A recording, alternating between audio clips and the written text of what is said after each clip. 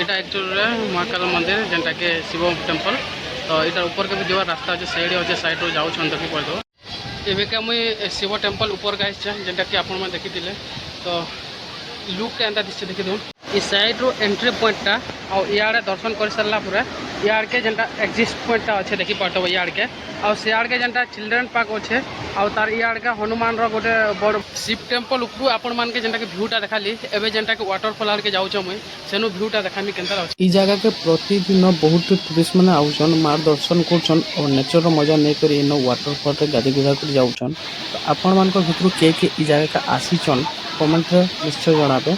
ভিডিওরে আপন মানে যেতে লোককে দেখি পারুছন তার বহুত লোক ইনর আসলে মুই যেটাকে দেখি নি পারবা ইনর ভিউ পয়েंटটা যেটা ভগবান শিব টেম্পল উপরু যেন ভিউ আইসি জটময় মাতা টেম্পল র कहले ने सरे इनो नेचुरल ब्यूटीटा एते सुंदर लागुतला मते आपण माने कहले ने सरे आपण माने थरे आसले ही ई जगह के विश्वास करि पारबे। माता जटमाई टेम्पल रो जस्ट ऊपर के भगवान श्री हनुमान कर गोटे व्यू पॉइंट टाइप रो अच्छे आउ इनो चिल्ड्रन पार्क भी आपण मान के देखबा लगे मिलबा छोट छुआ मान कर लगे आउ तार संगे संगे आपण मान ई जगह के आसुछन बेले आपण मान के रेस्टोरेंट भी मिली जबा।